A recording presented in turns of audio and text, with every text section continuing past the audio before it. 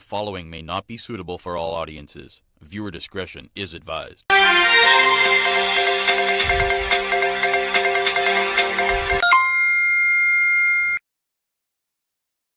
Missing kidnapping victim Andrea Bharatt's decomposed body found in Heights of Aripo. Agony and heartbreak for the nation and family of 23-year-old Andrea Bharatt as her decomposed body was found off a precipice in the Heights of Aripo in Arima on Thursday afternoon.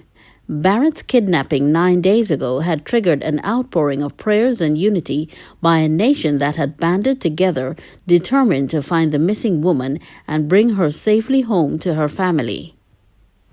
Her disappearance bled the hearts of parents across the country who could understand the hurt and pain that had consumed her father, Randolph Bharatt, daily as he hung on to hope that his daughter would be found safe and sound.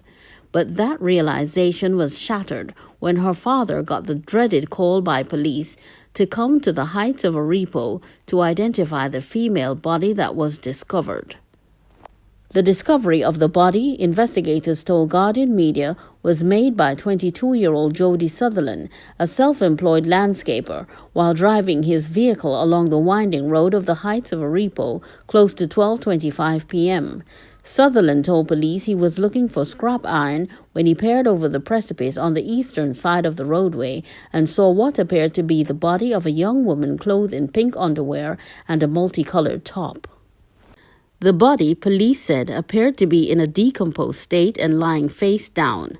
Shortly after 3 p.m., Andrea's father was hustled to the crime scene with worry etched on his face.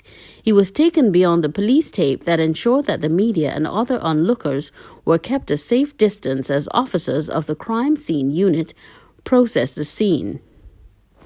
Several police officers stood in a huddle with Andrea's father as other relatives poured in and joined him as they waited anxiously for the police and firefighters to retrieve the body.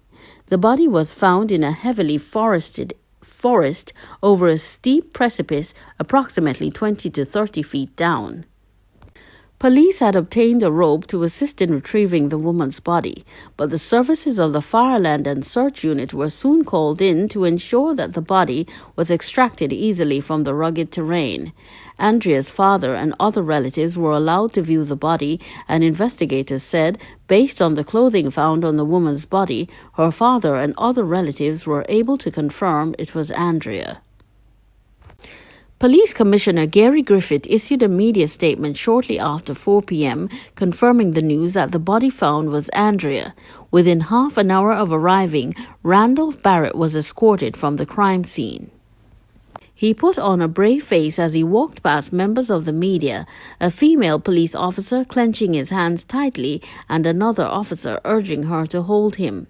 The father, mourning the loss of his only daughter, a clerk from the Arima Magistrates Court, was whisked away in a private vehicle. Just a few vehicles up the roadway, another relative who had been on the crime scene wept uncontrollably in the back seat of a van as she was consoled by several police officers who shielded her from the glare of media cameras. Several hunters who had been lending their assistance to the police for Andrea over the last 3 days had also gathered at the crime scene, hoping that the body that had been found was not her. But their optimism was quickly dashed after they were later told by police that their relatives had identified the body as Andrea. "It's really heartbreaking. We really thought this might have turned out differently. We hope this will help the nation to band together and be one another's keeper," said one hunter. Bharatt's kidnapping had triggered a massive search in East Trinidad since Monday, as police and hunters scoured several forested areas in the fishing pond area in Sangre Grande, and had also searched parts of the Valencia area on Wednesday, as well as the Windy Hill area in Aruca. On Thursday, the search ended in Heights of Aripo, and now the nation bleeds for Andrea, another young woman's life snuffed out by cold-blooded killers.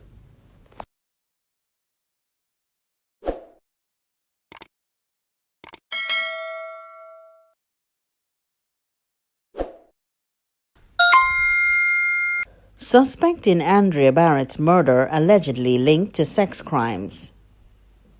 The discovery of human remains at Heights of Aripo just hours after the decomposed body of 23-year-old Andrea Bharatt was found has prompted homicide investigators to widen their investigation to include a series of sex crimes in which women were raped and murdered but their bodies never found.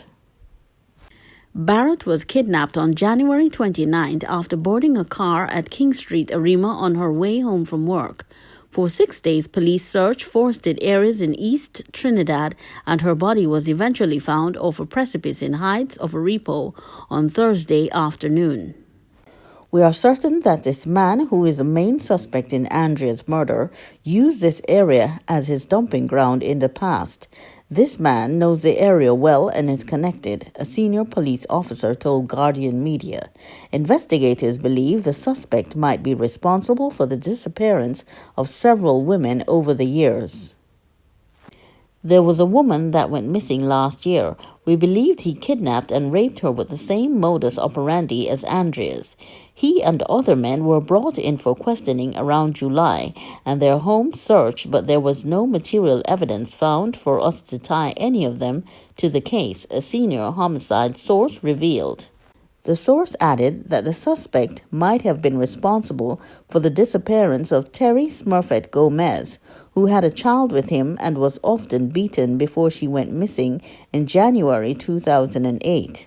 On Thursday, the police commissioner Gary Griffith told reporters the woman's sister, Tony Vincent, had reached out to him on a social media post. Her sister went missing 13 years ago, and police have not been able to crack the case. Griffith said, speaking to witnesses and persons, what they told us is that this individual was accustomed to assaulting and raping women. He takes them and throws them in the forest in that area, and that is what we have to deal with in society. Investigators returned to the Heights of Aripo on Friday morning after receiving a telephone call around 9 a.m. about human remains. Shortly after 10 a.m., homicide crime scene investigators went to the area approximately 2 minutes' drive from where Bharatt's body was discovered in a bushy area off a precipice, down a 20 to 30-foot precipice off the side of a sharp corner in the road. They recovered a black bag with what appeared to be human and animal remains. The remains have been taken to the Forensic Sciences Center in St. James for testing. Residents in the area have complained for years that this area is a dumping ground. A 37-year-old suspect is in critical condition at hospital and may be paralyzed after he attempted to escape from police custody hours after he was detained for questioning last Sunday. He has a rap sheet stretching from 2004 to 2020, including sexual offenses, firearms, robbery, and kidnapping, according to detailed information seen by Guardian Media, accompanied by a photograph of the individual known by the false name of Devon Charles. The man, who is at an undisclosed medical institution, has at least 4 known addresses, 2 in Sangre Grande, 1 in Valencia, and another in Tobago. In 2017, he was committed to stand trial for rape and kidnapping in Tobago and remained in jail for 3 years until he secured bail in October 2020. Reports are that he attempted to lead the police away from the crime scene to Jacob's settlement in Sangre Grande last Sunday. A confidential document obtained by Guardian Media states that he first went to Wendy Hill, Aruca, after kidnapping Bharatt. Police are working on the theory that Bharatt may have been killed at this location where the suspect spent just over an hour. Certain areas of Windy Hill are well known to the police, and there are several dirt roads leading into the mountains that are accessible by car, making them easy locations to commit crimes out of earshot of Windy Hill residents.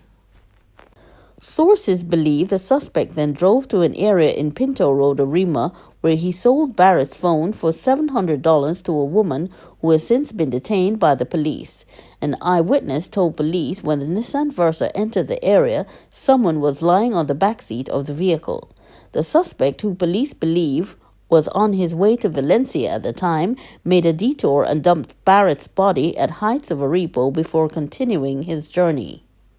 Investigators say based on intelligence, by the time the suspect arrived in Sangre Grande, he had no one else in the car. On Friday evening, he had spoken to several persons on his cell phone and later switched the false number plates back to the original plates in the rented car so as not to arouse the suspicion.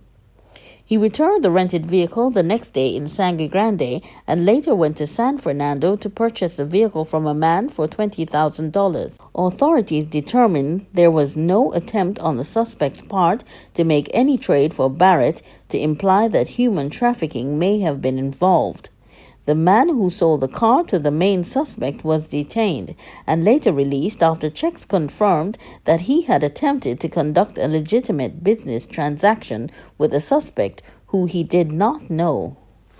Bharatt's body was taken to the Forensic Sciences Center in St. James on Thursday. It will be swabbed as COVID protocols must be followed before an autopsy, which is expected to be done on Monday. On Thursday, Bharatt's father and other relatives were whisked in through the back gate of the compound and later left the same way without speaking to the media. Contacted on Thursday about the possible court link in Bharatt's death, Commissioner of Police Gary Griffith said, "I have no such information."